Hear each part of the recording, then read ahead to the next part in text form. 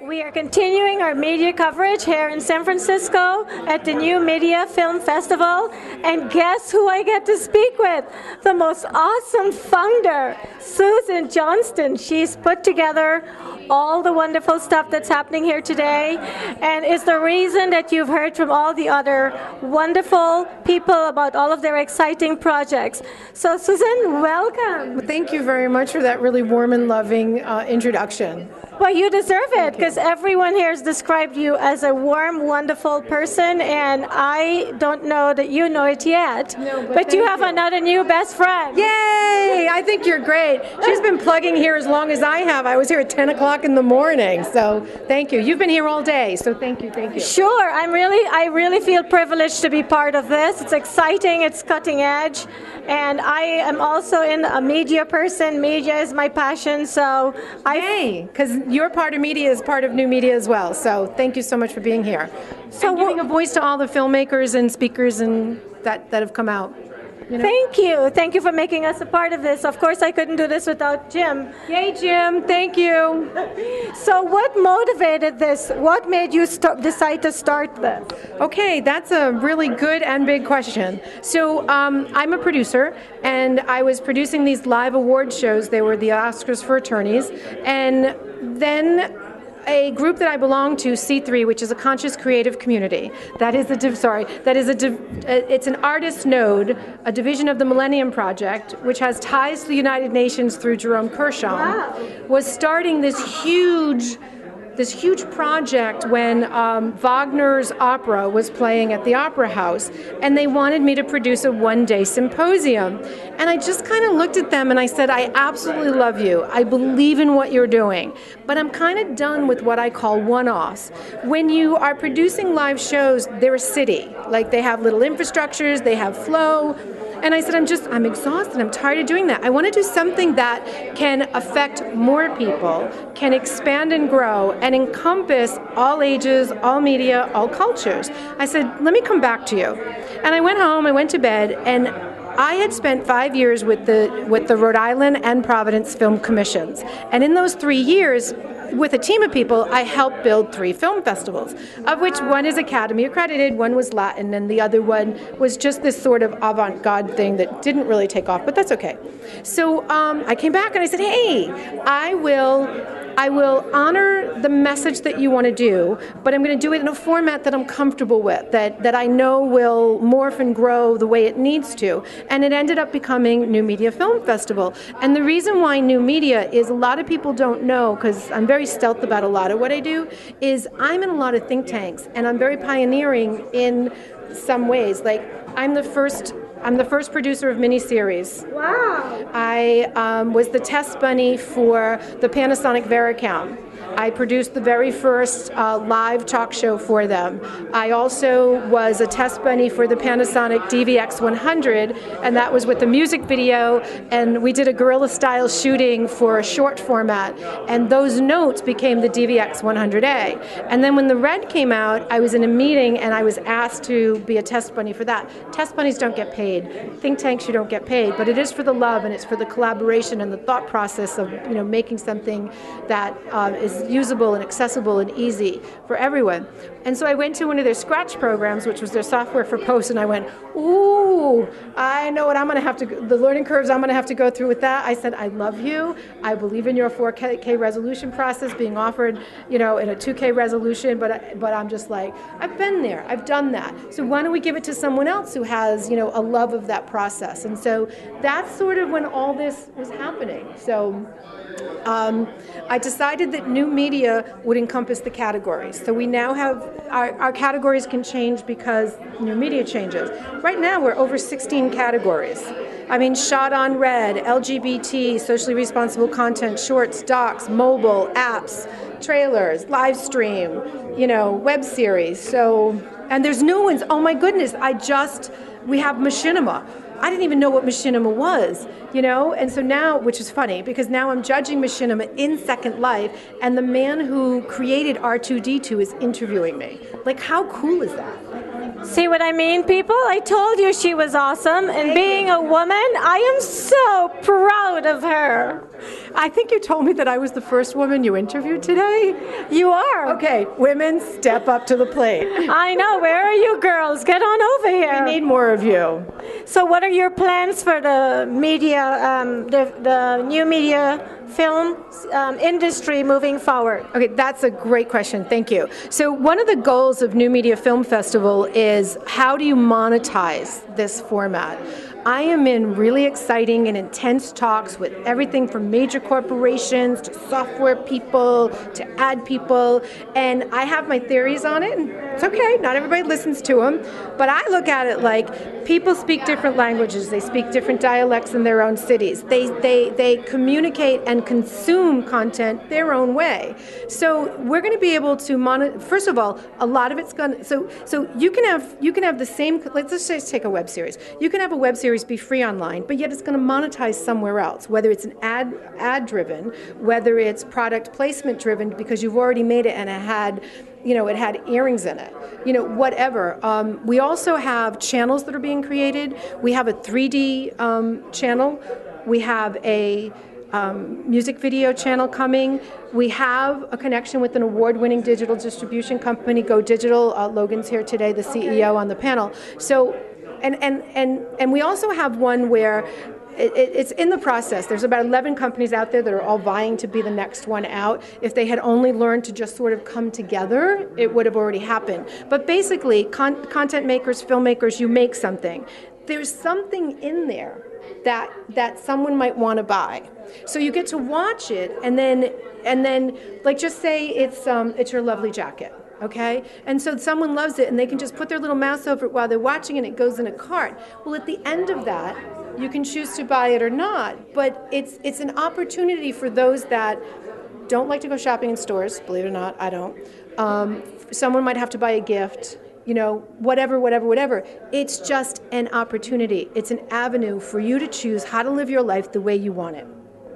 Awesome. Right? Awesome. Thank you. I'm glad you get it. It's hard to explain to people. No, I completely get what you're saying. What I think the challenge is they're all trying to find one way to have I'm not so sure everyone's concerned about the filmmaker, and that's fine. But if we look at us like a community, we're all doing the best we can. We are all trying to move forward collectively. So I hope that they see that and they realize that there is not going to be just one way to monetize. There isn't. Yes, there are companies, and we know who they are, that manage to do something so well that they have what are called add-ons, and people are loyal fans of them, and they buy all those add-ons, and sure, I'm sure there'll be another company like that. But I say, let's have all different ways to monetize. We can have that, and we can have this, and we can have everything in between, because they're all going to work, all of them. What's great about that is that everybody can try to get all of their dreams come true, to blossom into something. Yes, but I for those of you that aren't here, so youtube.com/New Media Film Festival is going to upload as many of the panels as we can, so you can watch and listen to those words of wisdom for free. And please spread it around, spread the love. We'll have some of your interviews as well. So it's wisdom, it's knowledge, and it's free. And I guess what I got distracted. Somebody walked by. So where were we? Yeah, we're just talking about people bringing all their ideas together into a little. Oh, that's right. So the YouTube new channel. So if you're not going to look, and you happen to listen to this, basically everybody was saying, do your homework, do your research, make sure your story's good, make sure you know what you're doing, when, where, and how you're going to do it. Because if you don't have a good story, you have nothing. You could have the best talent in the world that's famous, but if you don't have a solid, good story, you're nowhere. So it's all the elements together. The story, the talent, and the production. We've been hearing the same messaging all day from everyone. Yay. Passion and having a good story. And together, just going for it. And hopefully, just do it. Just do it, and everyone will get a chance to do what their passion is, and at least educate somebody in the process. If not that, entertain. And that's a great way to look at it. I mean, at the very least, you don't have to go to a film festival. YouTube right now is free. I don't know how much longer it'll be free, but upload there, tie it in with your social media, have all your friends like it or whatever, and get it out there. But please listen to the feedback. You know, why do people like it? Why don't they? And learn from your mistakes so you save time, money, and energy next time. But keep going. The world does need stories. They need really good stories. So please go make something good. Well, you and I need to continue this in the studio because you have so much to share and so much encouragement, and you've produced movies in the past, so you have that experience. Oh, sorry. Can I say one other thing? I totally forgot because it was like 2 days before I left to come up here, and the next night something weird happened on the highway with my car, so I was a little discombobulated. But there's a tiny group that's the highest creme de la creme of the producers in Hollywood, and it's called the Caucus. And they've actually asked me to be on their steering committee. But what's exciting for me is these are the people that created all the things that we have now. Syndication. Well, some have even gone to pasture. But think of Movies of the Week was a concept that didn't happen before. Syndication. You know, on and on and on. You know, when you had like America's Funniest Home Videos. And so what they're doing is they are. So the title is The Caucus. Learn from entertainment legends, and they're going to be putting on panels, and they're going to be videotaping those panels and sharing them with the world. Like J.J. Abrams was just on a panel. Like, I mean, that level of stuff. Great. So, yes. Great. So, well, we'll stay in touch. And today you're busy because we have a documentary going on now, so I have right. some time. Okay. And so what we need to do is we need to continue this in the studio where I can dedicate a half an hour just to hearing about you and how you... I want to hear about you, too. I'm not as important as you are.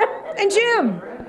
So we'll share. But this way we can do something that we can get the word out there about what you're bringing to this area. Thanks. And also what they can... Oh, thank you. Yes, because I just ended up in San Francisco because last year a volunteer was going to move back up here and she asked to take it up here, Philippa, and she did a great job, but then she decided not to move up here. So I came up on my own this time, and so it's just like, thank you, because it could have been any city anywhere, and it just happens to be San Francisco, and it's a beautiful city with great people. Thank you, because I live here on behalf of the people in San Francisco. Welcome and thank you. Thank you. Okay. So enjoy the rest of today, and thank you for including us in a part and making us a part of this. We really appreciate you being here. Thank you so much. Bye. I'm now speaking with Rob Lambert at the New Media Film Festival in San Francisco. Rob, welcome. Well, thanks, Jennylyn. I came down because I heard you were in this fabulous dress, this leather, this lace, looking beautiful. Thank you very much. Not quite sure how to respond to that, but thank you. Smiles do. So what are you doing here today? I screened a music video, Feel This, and I just showed it to a crowd that was doing the same thing, the same young man that was here before me, and it seemed to play pretty well. It was in an experimental block, so. Okay, great. And because I've been standing out here interviewing people, I wasn't able to see it. So tell me, where are you from? Are you from the Bay Area? No, I was born in L.A., and then my parents were a bit nomadic, so we moved all over the United States. And I went to high school in Montana and college in Washington, and I live in L.A. right now. So the one thing everybody has been telling me all day, that this is their passion. It's my passion to stand here and talk to you and have you compliment my leather and lace get-up. It's very passionate.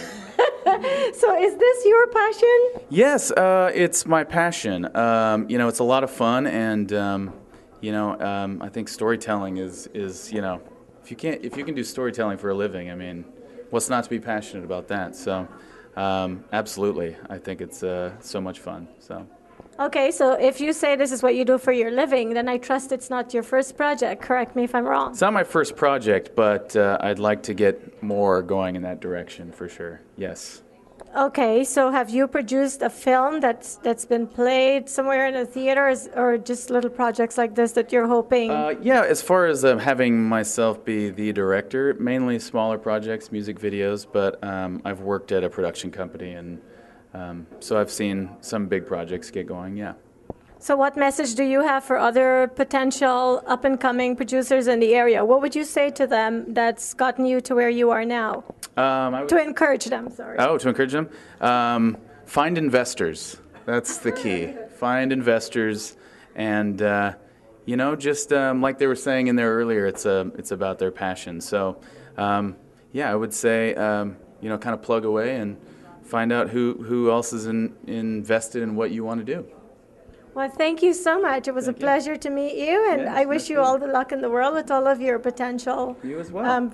Projects. Well, you as well. Thank you. Thanks for interviewing me. Sure. We're continuing our interviews today at the New Film Media Festival in San Francisco, and I'm about to speak with Barad. John Barad. John Barad, sorry. Sorry. John, how are you doing? I'm doing well, thank you. And why are you here today? So I work for NVIDIA. We are a graphics card company. We make graphics processors for PCs, and we've developed some technology to enable 3D on the internet, 3D on the PC. And so working with new film producers to bring their content to the internet and promote it to our group of 3D consumers. Great. So do you have anything that you showed here today? No, we don't produce content. Okay. We just work with the content producers to help them distribute and promote their content on the internet. We developed some technology to enable the internet as a viable distribution platform for 3D. In our view, for 3D to really be to really be ubiquitous and make a big impact, the internet needs to play a bigger role. And so we're here to help the 3D portion of the show and 3D producers that are creating cool things and help them see the internet as a new distribution path. So I have a question, because I'm a movie producer, a television producer, and what I'm concerned about is if you're not using a high-definition camera, how is this going to affect your show when you load it on? Well, for the internet and putting content, 3D content onto the internet, really the technology treats content very much the same as it would for any other type of outlet. So putting content onto televisions or putting content onto TVs in 3D is really no difference. If you're not producing it in 3D, is a little bit different when you're producing because you need two cameras, not just one. So there does need to be a lot of care in producing and how to create proper 3D to make it look good. But there's a lot of great cameras out there that really make it easy for producers to be able to do that. Okay, because I know that with a high-definition camera, it somehow, I think you have to use a different type of, I think instead of a tape, you use a disc when you record, and I'm not sure if I'm right about that, so I think that's where that question came from. Okay. Yeah, I mean, most everything today is being done digitally, especially in the world of 3D, to create real high-definition content. When you see it in 3D, it looks really amazing. But I from a standpoint of HD versus SD today, and tapes versus not tapes, most of all the new stuff for PCs and things real high end is being done digitally. Okay, so you guys are bringing the life to, I think there was a movie out not so long ago that you have to wear glasses in order to enjoy the movie. Was that your technology? Well, there's been hundreds of movies that have come out all the time that are in 3D. It's really a exciting new movement in the movie production space. In terms of if the content is on the PC, that probably is our technology. If content's on the internet, we have played a role in doing that. We develop technology for the PC, and so whether a movie producer is distributing it in theaters or over televisions, as long as when they put it on the PC, we hope to help them out there and ensure that the content looks great and is enjoyed by all. So are the movie theaters then showing these movies on from PCs now? No. Oh, okay. I was getting a little confused there. It is a confusing space. It's 3D is still emerging and still developing and maturing, and there's still a lot of learning and required infrastructure be enabled to make it truly successful. But I think we're making some good progress. But is that why when some theaters are playing three-dimensional movies, you need glasses? Is that because of the lack of your technology? Well, no, not necessarily. For all 3D today, you need glasses. Even with our technology on the PC, we have glasses called 3D Vision glasses. We created a website for our community of 3D Vision owners called 3dvisionlive.com. And on that site, we show a lot of movie trailers, a lot of free content. We let users share their content and really create a community site for 3D enthusiasts. Well, I would imagine in the future almost everything is going to be converting into 3D because it's so much more real. It's very immersive, very engaging, and it's really exciting. A lot more detail. That's right. Well, thank you so much. I've really enjoyed speaking with you. And obviously, this is a topic that I don't have a lot of knowledge on, so some of my questions may have been off. No, not at all. I hope I explained it well, but it was nice talking to you. Thank you. You did. Thank you so much. Okay, thanks for having me. Enjoy the rest of your afternoon. Thanks. Bye-bye. Thank you. This is Jennylyn. We're continuing our coverage at the New Film Media Festival in San Francisco, and I am speaking with the great Randy Gordon, who is a big part of organizing all the wonderful events that have been happening here today and bringing together all this great talent and excitement that we've been bringing to you. So, Mr. Gordon, thank you so much for making us a part of this big, fun festival. Jennylyn, thank you for coming to cover us, and we appreciate, you can't see behind the camera, but Jim's been doing a great job and he's hanging in there, and we appreciate you guys being here. We are honored to be here. We've met some fascinating people who've had great stories to tell, either in the form of film or technology, and so I want to ask you, how did you get involved in this? Well, Susan Johnston, I was introduced to her with by Gigi Garner, who is James Garner's daughter, and she was actually involved with the first New Media Film Festival that actually happened in Los Angeles. That was in May of the previous year. So they came up to Japantown to do something at the Viz Theater, and Gigi had two of her clients were involved with one of the films that we were showing. It was called God's Ears, and it was a film about autism. And she said, we're going to have John Saxon, the actor, is going to be able to come up to San Francisco, and can you help us out with him and coordinate interviews? So I was happy to jump in and help out. John's a phenomenal actor, and I kind of thought this was great that a New Media Film Festival could be here in San Francisco, besides somewhere just like Los Angeles, because we think so much stuff happens transmedia-wise in the Bay Area. Well, it's great because, everyone thinks Los Angeles is the movie mecca of the world, and unless you're in Los Angeles, you can't be doing all the great stuff we've learned is happening in San Francisco today. We think that Southern California tends to be a little bit of a closed community, and just the old studio model. And it's not saying that the studios are necessarily going anywhere, but we do believe that transmedia is really going to happen pretty much here in the Bay Area, whether it's Silicon Valley, Mountain View area, all the way up to Marin County.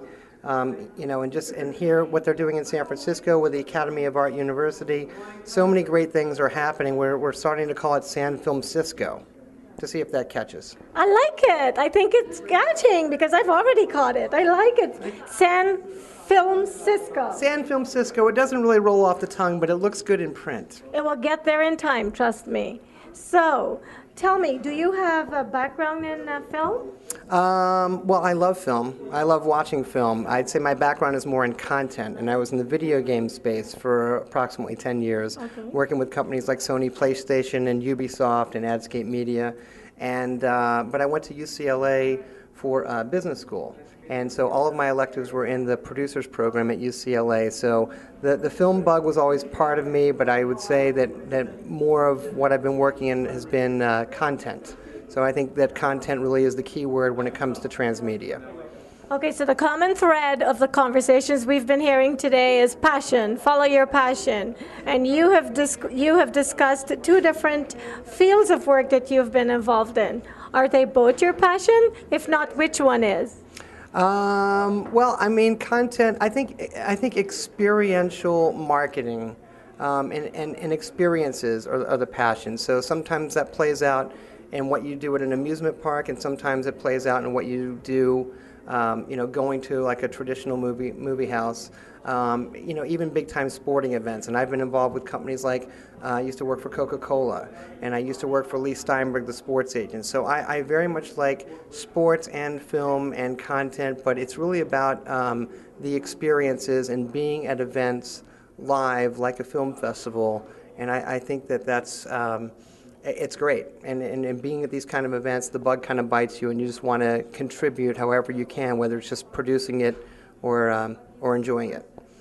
Well, based on all the interviews that I've done today and all the people I've spoken with, I hear everyone being so passionate about starting a media field here in San Francisco.